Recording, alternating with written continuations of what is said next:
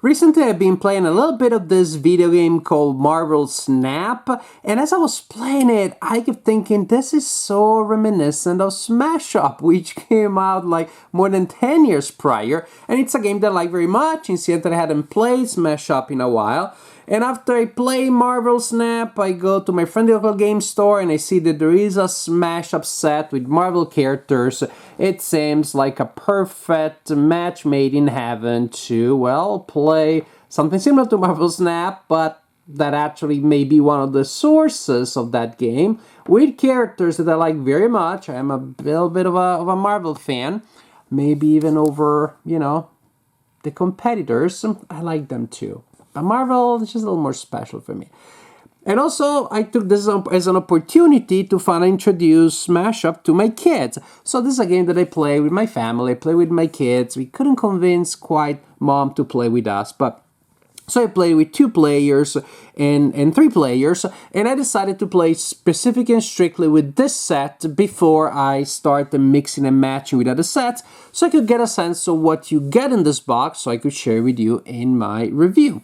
So this is a perfectly standalone set. If you don't have any Smash Up sets, you can start with this one and you have enough to play, because you got 8 faction, you're gonna get a pretty bountiful deck of locations, and you're gonna get tokens that you're gonna use as victory points, and also you can use them to mark temporary bonuses, placing them on the cards.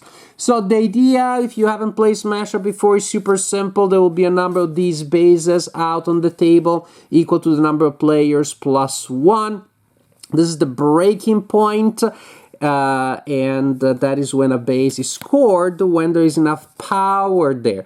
Cards are divided into actions and characters have again an amount of power.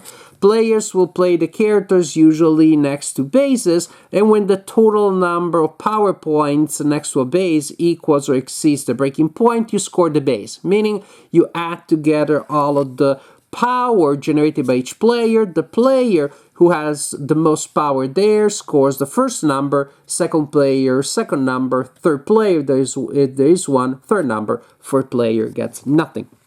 And usually means that going first is best, having the most power, but at least in other sets there are some tricky locations in which that's not always the case.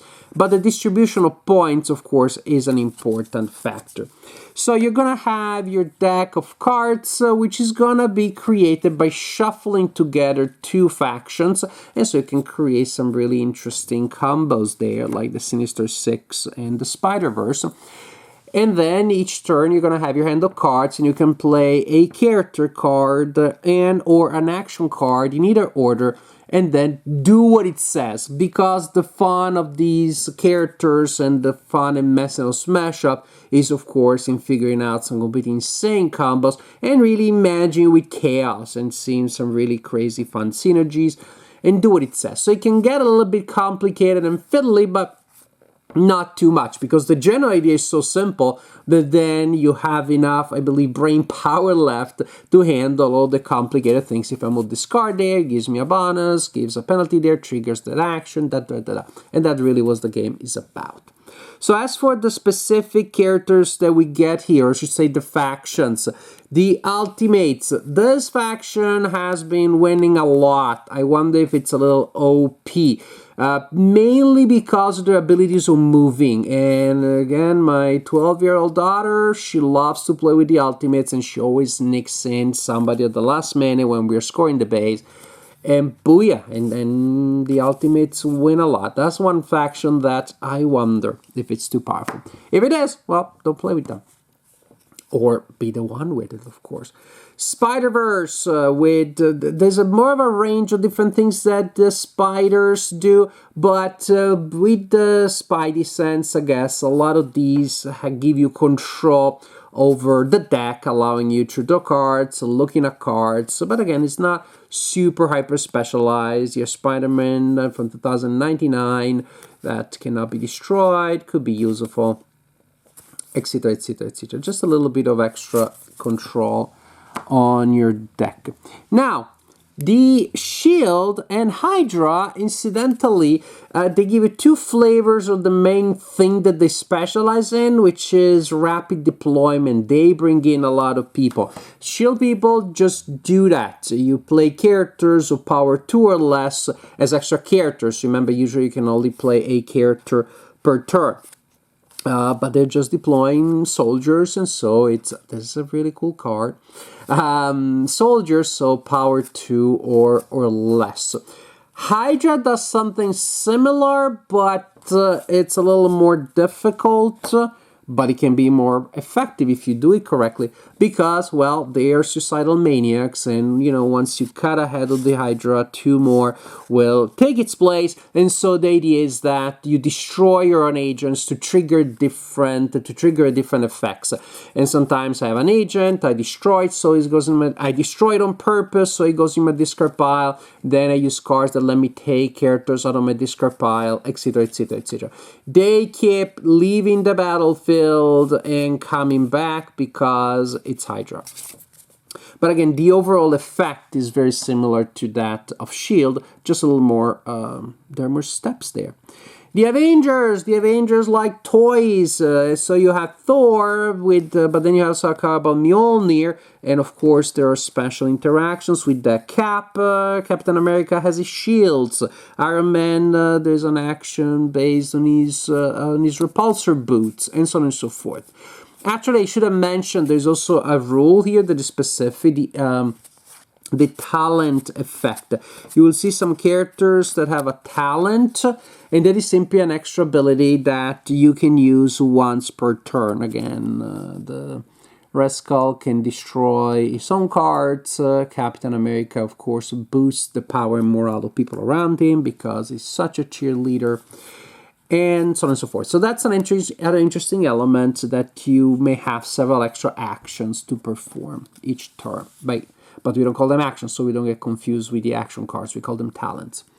The Sinister Six, man, dude, they hate buildings. And the thing that they specialize is in messing up with bases, very often reducing the breakpoint value of the bases, and you try to do that so, you know, you can score it when the opponent didn't think you were going to. It looks like a base was far from scoring, until people show up, and there are advantages for them when the breakpoint of the base is reduced. I'd say that's their specialization, the flavor that they bring.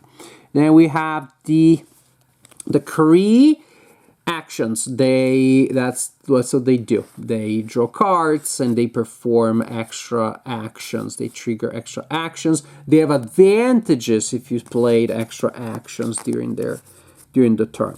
And by the way, as you've seen, the art is also very nice, very evocative. I like that. And the Masters of Evil. That's another faction that, like Hydra, I find a little tricky to play because they have effects that are based on victory points.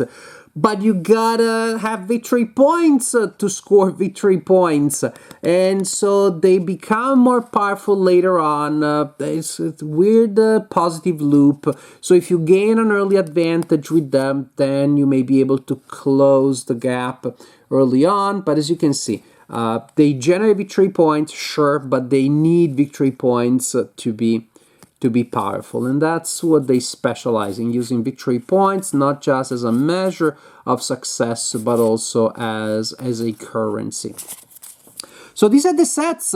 They're fun. Again, the ultimates seem a little OP, or maybe it's just my daughter who's really good at playing with them. But it's a fun set with fun characters. Some interesting synergies here. For example, rapid deployment and extra actions. That's pretty good. A game I played, I had these two sets together. They didn't work so well because they both specialize in bringing extra characters in. But again, they just didn't have so many characters, and that's all I could do. I pretty much maxed out my ability that way. But they're fun, interesting, very thematic. New factions, so definitely a fun, interesting addition to the Smash Up lineup.